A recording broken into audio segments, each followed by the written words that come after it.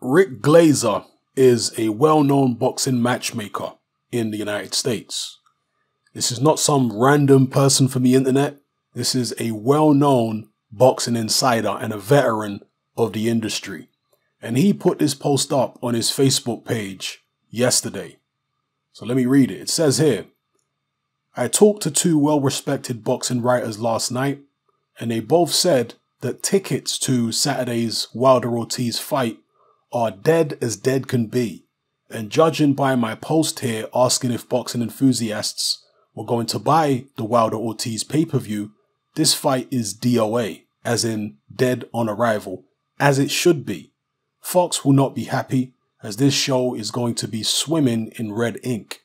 It's a financial bloodbath, as I'm also being told that not many foreign countries picked up this fight. When this fight was announced, I had stated here that this show was going to be a financial disaster, and there was no public demand for a rematch, and the colossal goal Fox and PBC have put it on pay-per-view. Well, Fox and PBC shared in that decision, and now they will share in the losses. Don't come back here on Saturday night and say, what are you talking about? The place was packed, because they're going to paper the house. There will be free tickets given out starting Wednesday, as that is the MGM's modus operandi. Good luck to the powers that be on this one. So there you have it. That's what veteran matchmaker Rick Glazer has to say about the fight. Now, as much of an insider and veteran as Rick Glazer may be, it doesn't mean he hasn't got his biases. So I'm not saying one way or the other whether this information that he's given is accurate. But what I can say is that Showtime are veterans in the sport of boxing in terms of broadcasting. They didn't turn down the opportunity to put on this Wilder-Ortiz rematch for no reason. They turned it down because they thought putting it on pay-per-view would be a financial disaster. So if this turns out to be true, that the ticket sales are not going well and we'll have to find out what the pay-per-view's like, I won't be the least bit surprised. Showtime forked out a hell of a lot of money for Deontay Wilder against Dominic Breazeale, and that was on regular Showtime. I'm sure they would have put Wilder-Ortiz on regular Showtime. But the problem is, yes, they forked out a lot of money for Wilder's purse against Breazeale, but they didn't have to give Breazeale that much. In this particular instance, if reports are to be believed, they're giving Luis Ortiz $7 million. So if that's a $7 million guarantee on top of Wilder's purse, which is already going to be lumpy, as Eddie Hearn likes to say, I can understand why Showtime decided to pass on it. The only pay-per-view that Deontay Wilder's previously been in was against Tyson Fury, a guy who was marketed as boxing's version of Conor McGregor, and he may have brought more fan interest to that fight than Deontay himself. It's possible. So I won't be at all surprised if what Rick Glazer is saying here is accurate. Another indication that it might be is the fact that PBC are going above and beyond. Now look, when it comes to selling a product, of course, you want to get as much advertisement out there as possible. But PBC have been going to such a ridiculous extent to sell this fight, the rematch nobody wanted to see. It leads me to suspect that they're actually pretty desperate. Because first of all, you've had people like Leonard Ellaby, who is as slimy as they come on a good day. He's been doing interview after interview, talking up Luis Ortiz's chances, trying to encourage people to buy this fight because, oh, it's going to be so competitive and the world title could change hands here. He knows damn well that Deontay Wilder is the money, not Luis Ortiz. Ellaby knows damn well that there will be no stone left unturned when it comes to ensuring that Deontay Wilder walks out of the belt with his green strap. Yeah, I'm certainly not saying the fight's going to be fixed, but the boxing authorities, the officials, etc., they're all going to be pro-Wilder. I've got no doubt about that. Okay? Ellaby knows this, but yet he's still talking up Ortiz's chances. Now we've got Sean Porter, and look, I like Sean Porter, but he's a PBC guy too, and he, in this video right here on the PBC on Fox YouTube channel, he comes out and picks Ortiz to win a unanimous decision.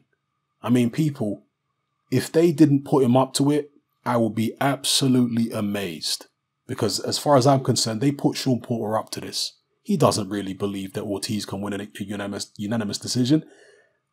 Of all the scenarios which could possibly unfold that would have Luis Ortiz winning, the least likely would be him winning a unanimous decision. Not even a split decision, not even a majority decision. No, he's saying a unanimous decision for Luis Ortiz. Absolutely absurd. I do not for 1 second think that Sean Porter actually believes that. I think he's just been prompted to say it to try and boost pay-per-view sales for this fight. So, yeah, it's apparently not looking good for Deontay Wilder, for Fox, for PBC.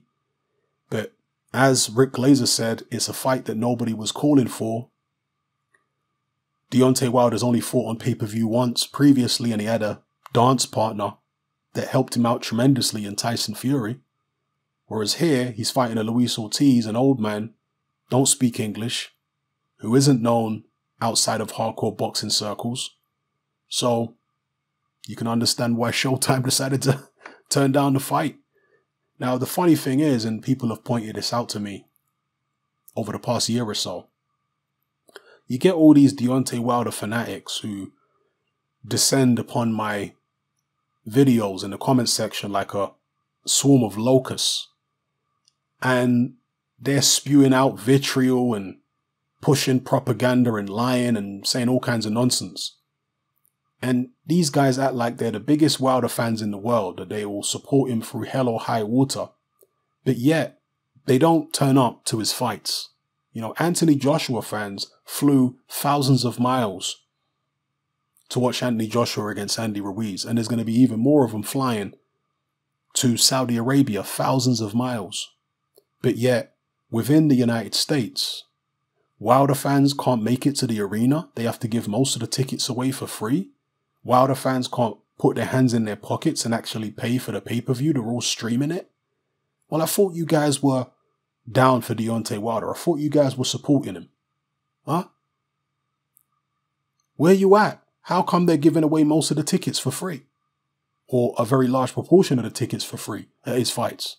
Why isn't he pay-per-view like from very early on in his reign as heavyweight champion? Since you guys act like you're ride or die fans, where's your actual support? It's not there. You know, your fair weather fans, most of these Wilder guys, they weren't even talking about Wilder prior to his beef with Anthony Joshua. Most of them. Fair weather fans, jokers. And the Deontay Wilder numbers, by way of pay-per-view attendance figures, all that kind of stuff, proves that what I'm saying is true. So, let me know what you guys think about this in the comment section below. I would say to all the Deontay Wilder fans, stop being keyboard warriors and actually go out and support your guy.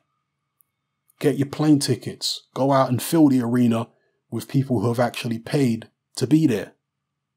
Yeah, that's what you should do. Make sure you buy the pay-per-view if you can't get to the fight at the arena. You love Deontay so much, well, show him that you love him so much by putting the money in his pocket. Yeah? That way Fox won't have to come up with all these desperate measures to try and sell the fight on Fight Week, with Sean Porter coming out talking absolute nonsense, lying through his teeth saying that he thinks Ortiz wins a unanimous decision. Do me a favor. PBC and Fox have been putting out so many videos about this one fight over the past week or 10 days. It's incredible. I don't think I've seen YouTube saturated with so many videos for one voluntary defense in a very, very long time. I mean, they might have even done more videos about this fight than they did for the Tyson Fury fight. Well, it wasn't Fox that time, of course, but PBC was still involved, you know, but then again, there was, you know, the Showtime machine behind that one, and they were doing a lot on television. More so, I think, than they were doing on YouTube, but still, they're really going to town on putting out all these videos. And another thing, before I go, which shows that PBC may be desperate in this situation, is apparently they ran a promo in which they were talking up Luis Ortiz, and they made out as though Ortiz went to the UK to fight Dave Allen, and that it was some kind of big fight in the UK, and Dave Allen was some big, you know, British prospect. That is the way Fox and PBC tried to spin Luis Ortiz's victory over Dave Allen. I mean, talk about propaganda. It's what I've been telling you in recent videos.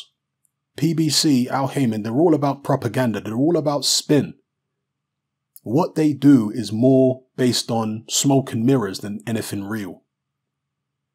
A lot of the time. And that's a prime example of it, because anybody from even Dave Allen himself popped up on Twitter and was ridiculing the fact that PBC and Fox tried to make out as though he was some kind of big name, you know, big name prospect in the UK when Ortiz fought him. Absolute nonsense.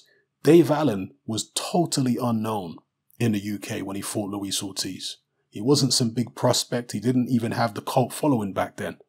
It was long, long after that Dave Allen built up somewhat of a cult following, but very few people in the UK looked at Dave Allen as anything more than a domestic level fighter. Very few people in the UK thought Dave Allen would go on and challenge for world titles or anything like that. No.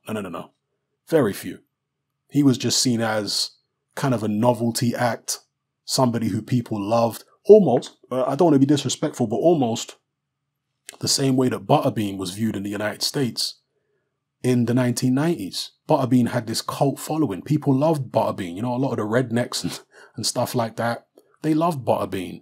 That is the best comparison I can give you, if you're not from the UK, the best comparison I can give you to how Dave Allen was seen by British boxing fans. He was kind of like a Butterbean type character. Wasn't taken as somebody serious. And again, at the time when he fought Ortiz, he hadn't even built up any kind of cult following. He was totally unknown even to the British fans when he fought Ortiz. So, anyway, let me know what you guys think in the comment section below. It's happening, I'm out. Join me on Patreon. I upload a minimum of 2 podcasts every single week, covering a wide variety of controversial topics, as well as live stream Q&A sessions. Take a look on screen right now at some of the podcasts I've produced so far. For just $3 a month, the equivalent of about £2 a month, you get access to all my new podcasts and my entire back catalogue of past podcasts, including my popular Confessions of a Nightclub Bouncer series. You can listen on your computer or on your smartphone or tablet by downloading the Patreon app from the Google Play Store or the App Store for free. The Patreon app also allows you to download each podcast in MP3. For less than the price of a cup of coffee, you get access to dozens of hours of exclusive content. It's easy to sign up, there's no contract, and you can cancel at any time. So come and join our community of free and critical thinkers by signing up with me here on Patreon today.